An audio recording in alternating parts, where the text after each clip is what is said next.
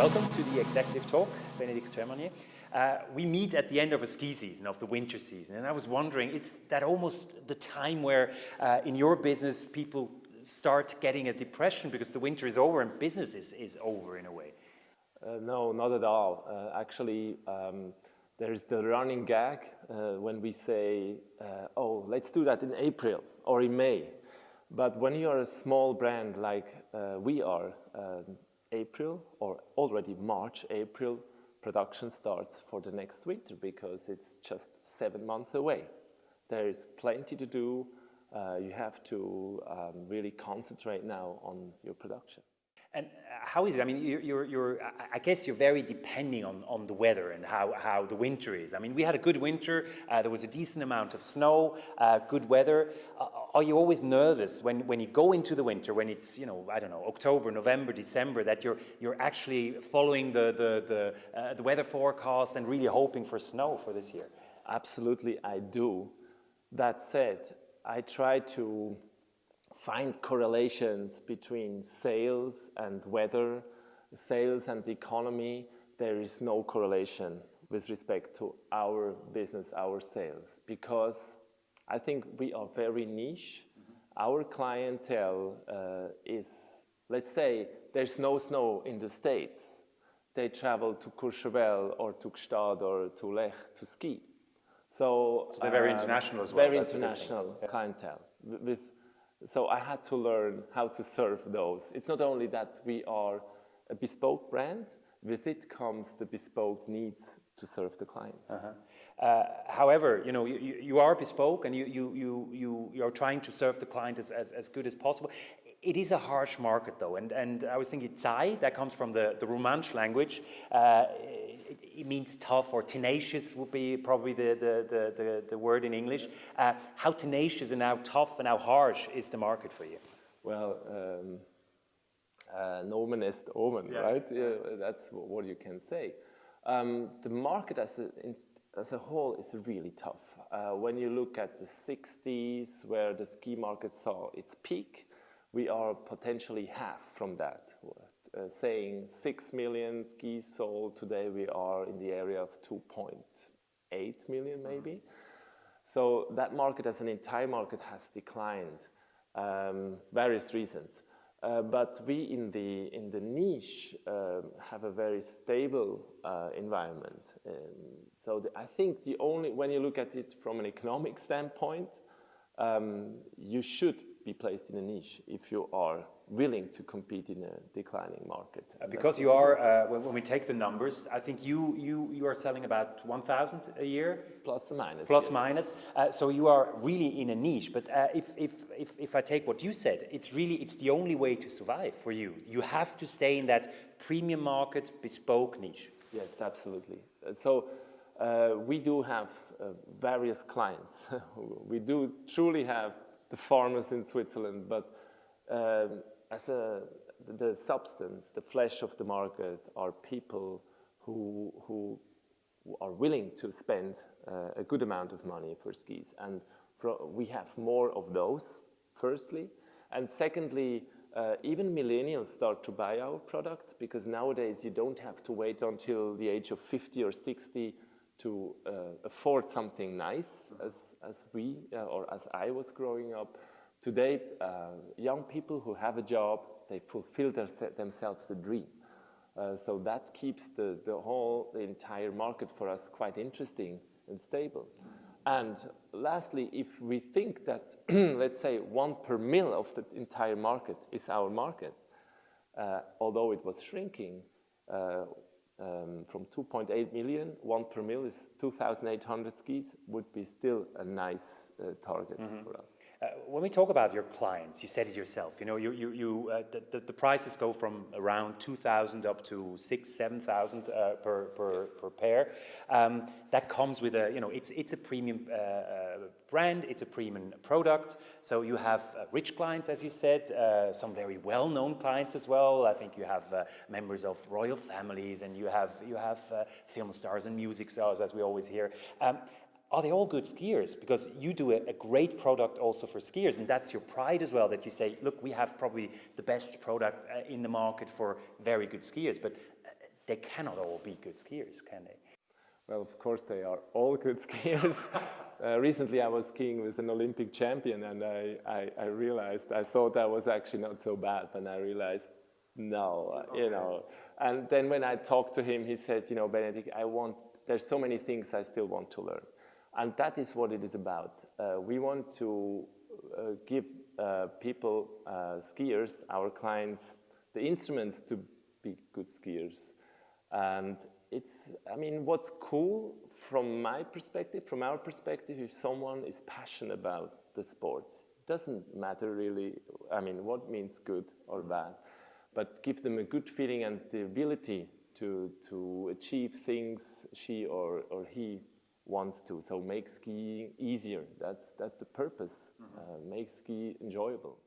Are you never in a dilemma producing something of such high quality that you could say, you know, you can ski this for the next 10 years. So people will not come back next year or next season to buy another pair. So maybe you're almost too good and almost too perfect in producing something that does not have to be replaced next year. So that cannot be good for business on the other side. Are you in that kind of niche dilemma in a way? Absolutely. To be honest, this is one of the things that brought us to a bit the pret-a-porter market, because we are that's a more affordable, absolutely affordable luxury market. We are haute couture. I have an active interaction with clients, and some say, listen, this ski is so good, it's 8 years old, I'm still fine, because I decided that the chairmen, the women and men CEOs, there are not that many women, but an increasing amount, the celebrities, I serve them myself. And I hardly can deal it anymore. I'm in my car the entire December, so I have to find a new way. So you're actually visiting them and Well, I bring them skis, I see how they are, etc. But I hardly can handle it anymore. But the nice thing is I have a close contact, and that's what they tell me. And I feel bad selling them just another ski. So I invite them to events, or I show them our collaborations we have with Montclair. So there's always something to talk about. But the message I got is, yeah, your skis are good. I still have them.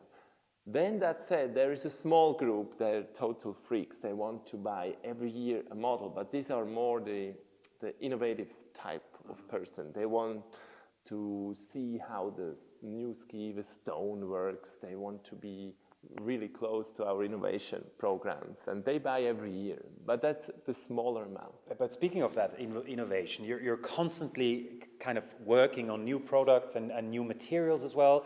There's one ski made out of wood. There's now a new ski made out of stone, as you said.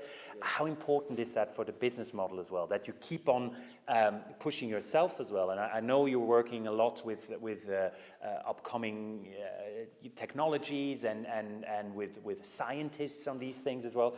Does it mean, like with every other product, that you have to continuously innovate, otherwise you're out of the business? Yes, I think you have to. It's like a sportsman who has to intensify his or her strategy when she is successful. The same is true for us. We cannot just sit there and we've done the top Bentley ski, we've done a carbon ski, and that's it. You have to keep on doing things. That said, you cannot, there's a risk of doing too much of it, of course, but I think that's a task we had to get a handle on, and we do quite well. Is it in a way that, when you say that, I mean, you're basically concentrating maybe on 3 or 4 models of skis, and you're not doing 20 or 30 different ones. So kind of reducing the business model. Was that the part of the success you had in the last couple of years or 3 years or so?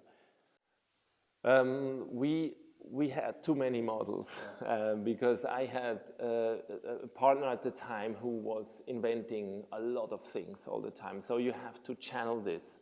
For instance, this year we come with 2 bespoke models and 1, let's say, the affordable luxury model. So you have, and on the price side, you have to also be clear. So we start at 1,900, 3,900, 5,900.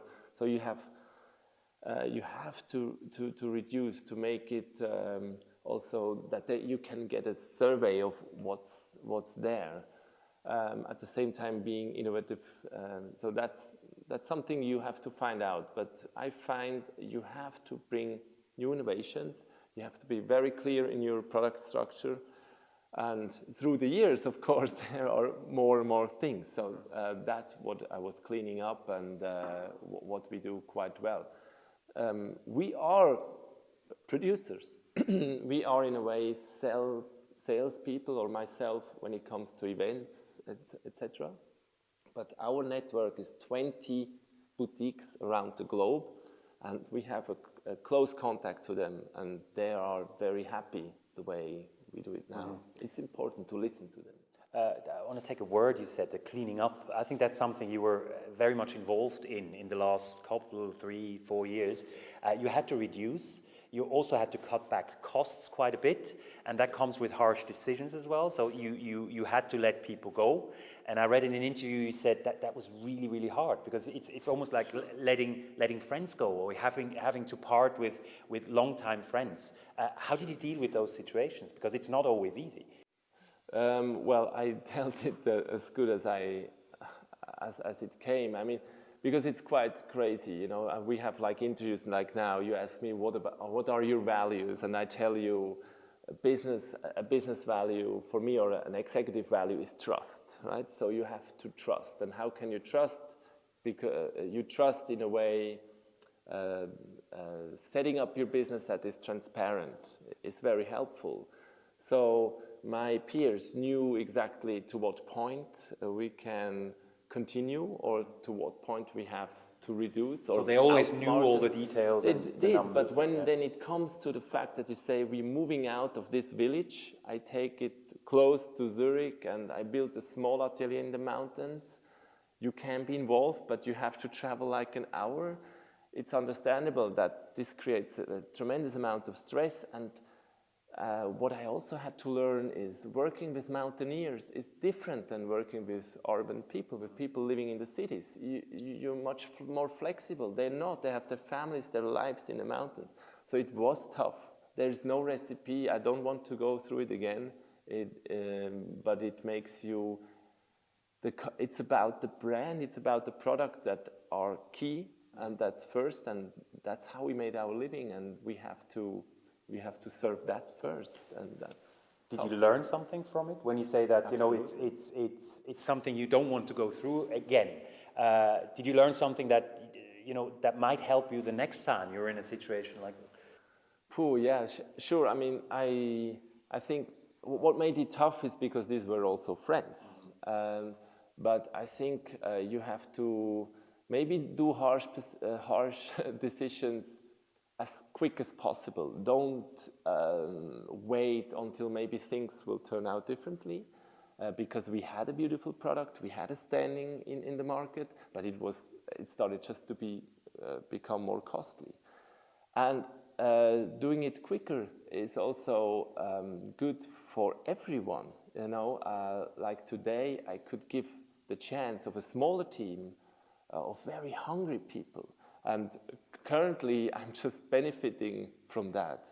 The harsh it was, now I really have a very positive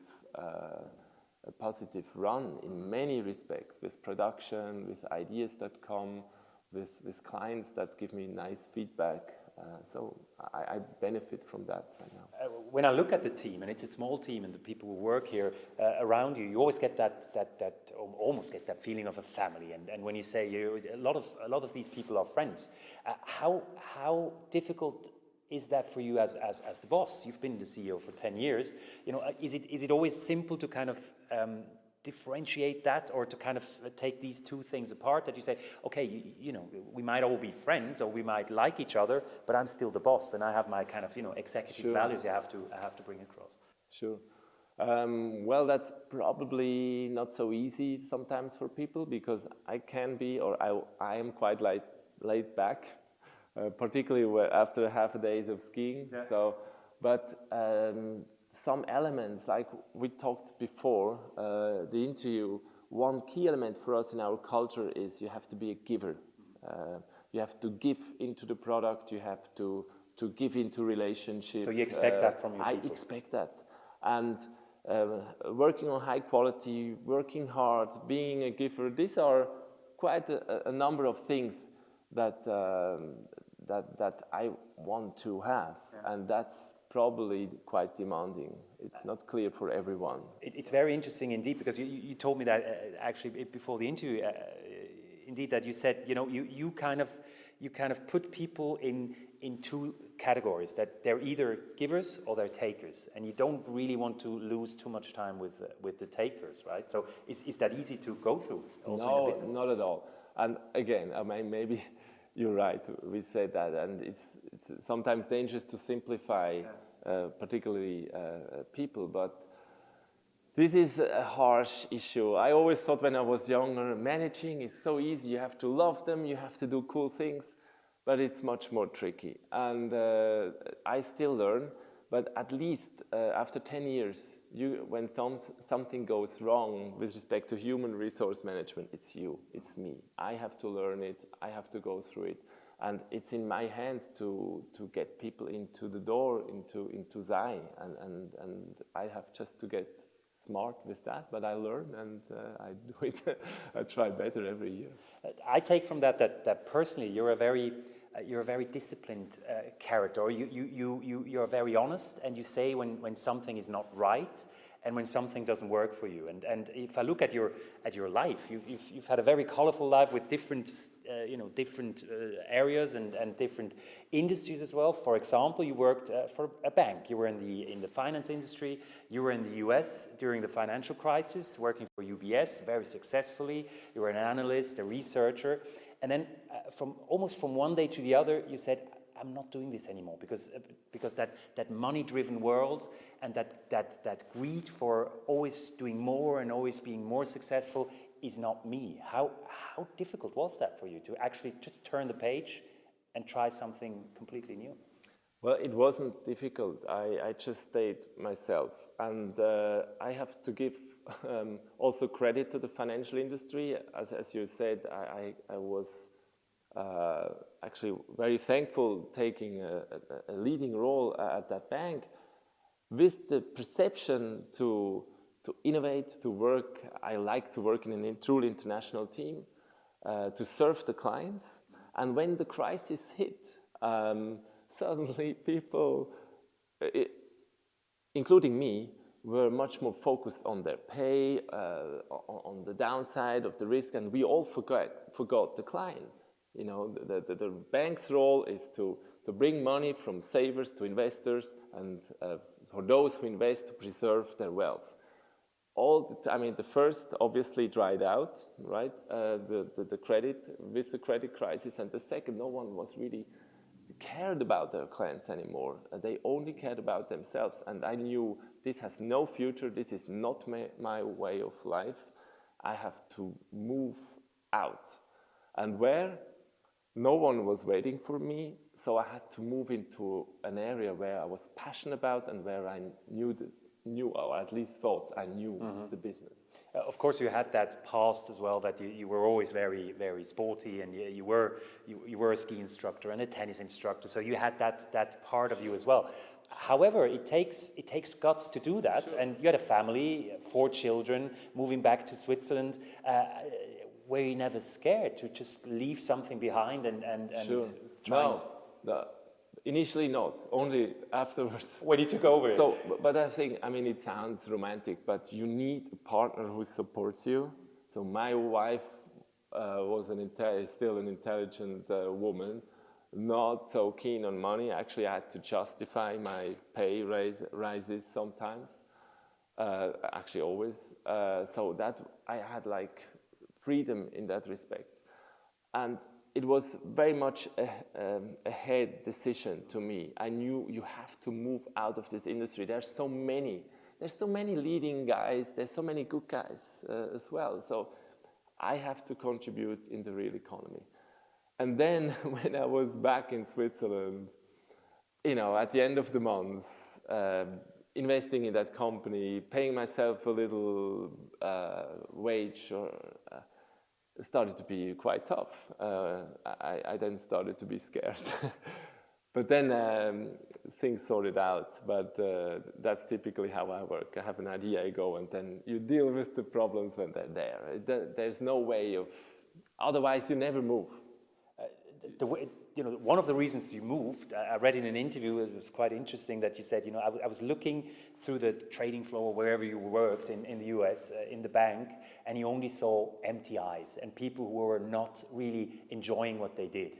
And you living that life that you live now, certainly with all its challenges and all its problems, but you can be outside, you can be in the mountains, you can test your skis, you can really kind of follow your inner needs or your wishes. So you never look back. The life you live now is probably, you never have empty eyes, I guess. No, I don't. I certainly don't. But I think it's also out of the family, how the family worked, how I'm structured. I'm a lucky man to be able to do that. And I know there's many colleagues of mine who wanted to do the same but couldn't, or didn't want to, or did not want to deal with the consequences at the end. But I think that's what life is, just too short to stay. What I said before, when you move on, you have to move on. You need some persistence, but also move quicker when things are not right. And still I'm not so good at it. I have to change sometimes things quicker as I do now. But yes, I mean, that's I love the freedom. I love to innovate. I'm a curious person, and that's more important than what is existing, because so the material side is not so important to me, with maybe the exception of owning an own ski. Yeah, that's how it comes. But coming back to the business of Zai as well, having gone through a crisis, and that was a huge crisis in 2008, having seen the financial crisis and how quickly it can change things, does that help you in your company here? That you might have learned some ways to deal with when times are tough, yes, or when they get hard. Absolutely. I think for myself, I was very disruptive, and I've done that another time, and I'm glad to say, I have been asked to go to 3 different companies into an investor board to bring this mindset. I'm not, a loose cannon, but I change. I'm there to take all the consequences, and you have to be radical sometimes. And I think this is what the old industry, my old industry, I knew they were never able to do that. They will not be able to change. No, and what happens, there's this huge shadow banking system, because they don't do what they're actually supposed to do anymore. And I'm not blaming certain people, I'm more blaming the culture that prevented radical changes. And I didn't want to be part of it. I'm very happy I'm out, and I do it my way today. Final question when we talk about your character, your person, and maybe your future as well. I read somewhere that when you were smaller, your father once said, sure, you could work for the state, and sure, you could have a very kind of safe job somewhere, but we both know that that's not you. And when I look at your life, you had a kind of, a very varied life, as we said, and you changed all the time. When you look back at the boy you were, and when you were like imagining your life to be, what would that boy say when he says what you achieved and what you did? I mean, would he be happy? Were you happy with the way your professional life took many kind of turns and twists, but where you are now? Yeah, I think the boy would enjoy it, because You don't regret not working for the state now? I mean, from a mountaineer, I grew up many years in the lower, in the Mittelland, close to Zurich, and I saw recently a photo where I was dressing like a champion, a cross-country skier, because I wanted to ski, but it was important not to also do the sports with all the endurance, but the aesthetic element was always key. And so it's, in a way, it's a natural development. Once when I was finishing my economics degree, I had a very good chat with a headhunter who couldn't place me, and I ended up having drinks with a friend who is a psychologist, and she, in a way, said, you know, you just have to listen to your heart and go, and she's totally right. That's what you did. Yes. Benedikt Germanier. Thank you very much. Thank you.